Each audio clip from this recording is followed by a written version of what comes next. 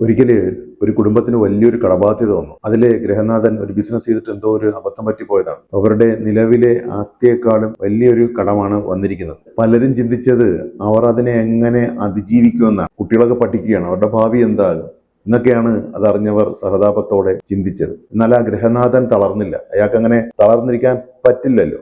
അയാൾ ചിന്തിച്ചത് ഈ ഒരു സിറ്റുവേഷനിൽ നിന്ന് എങ്ങനെ പുറത്തു കിടക്കാമെന്നാണ്. അതിനൊരു സൊല്യൂഷൻ കണ്ടെത്താൻ അയാൾ പല രീതിയിൽ ചിന്തിച്ചു.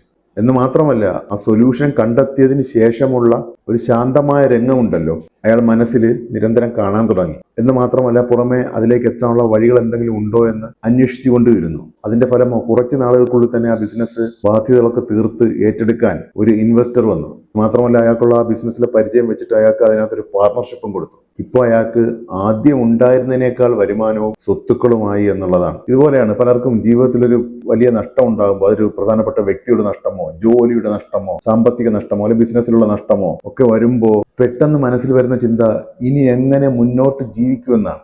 എന്നാൽ മനസ്സിലാക്കാനുള്ളത്, ജീവിതം വരുന്നത് അല്ലെങ്കിൽ നമ്മുടെ ഭാവി രൂപപ്പെടുന്നത് ഒരിക്കലും നിലവിലെ സാഹചര്യങ്ങളുടെ അടിസ്ഥാനത്തിലല്ല. അത് നമ്മുടെ ഉള്ളിൽ നിന്നാണ്. നമ്മുടെ ഉള്ളിൽ നമ്മൾ എന്ത് സൃഷ്ടിക്കുന്നോ അതിന്റെ പ്രതിഫലനമായിട്ടാണ് ഒരു കണ്ണാടിയിൽ എന്ന പോലെ ജീവിതം വരുന്നത്. നിങ്ങൾക്ക് നിലവിലെ പ്രശ്നങ്ങളിൽ നിന്ന് കരകയറാൻ പറ്റുമെന്നും നല്ല രീതിയിൽ ജീവിക്കാൻ പറ്റുമെന്നും മനസ്സിൽ ഉറച്ചു വിശ്വസിക്കാൻ പറ്റിയാൽ അതാണ് സംഭവിക്കാൻ പോകുന്നത്. ആ വിശ്വാസമാണ് നിങ്ങളുടെ ഭാവിയെ രൂപപ്പെടുത്തുന്നത്, അല്ലാതെ നിലവിലെ നെഗറ്റീവ് സാഹചര്യങ്ങളോ നഷ്ടങ്ങളോ അല്ല. അങ്ങനെ ഈ ജീവിതത്തെ കാണാൻ പറ്റിയാൽ തീർച്ചയായും ഈ യൂണിവേഴ്സ് നിങ്ങളുടെ ജീവിതം തിരിച്ചു പിടിക്കാൻ സഹായിക്കും. നിങ്ങളുടെ മുന്നിലുള്ള എല്ലാ പ്രശ്നങ്ങൾക്കും ഒരു പരിഹാരം കാണാനുള്ള ഒരു ശക്തിയാണ് ഈ പ്രപഞ്ചത്തിനുള്ളത്. അത് നിങ്ങളുടെ ഉള്ളിലും ഉണ്ട്. ആ ശക്തി ഒരല്പം പുറത്തെടുക്കാൻ പറ്റിയാൽ തന്നെ ജീവിതം നിങ്ങൾ സങ്കല്പിക്കാൻ കഴിയുന്നതിനപ്പുറം മാറും. അതുകൊണ്ട് നിങ്ങൾ ഒരിക്കലും നിങ്ങളുടെ ഇപ്പോഴത്തെ അവസ്ഥയെ അടിസ്ഥാനമാക്കി മാത്രം നിങ്ങളുടെ ഭാവിയെ തീരുമാനിക്കരുത്. അതിനെ ഒരു ചാപ്റ്ററായി മാത്രം കാണുക. ഒരിക്കലും അതൊരു ഫുൾ സ്റ്റോറി അല്ല. ഇനി വിടരാനിരിക്കുന്ന മനോഹരമായ ഒരു കഥയുടെ ഒരു ചെറിയ അധ്യായം മാത്രമായി അതിനെ കാണുക.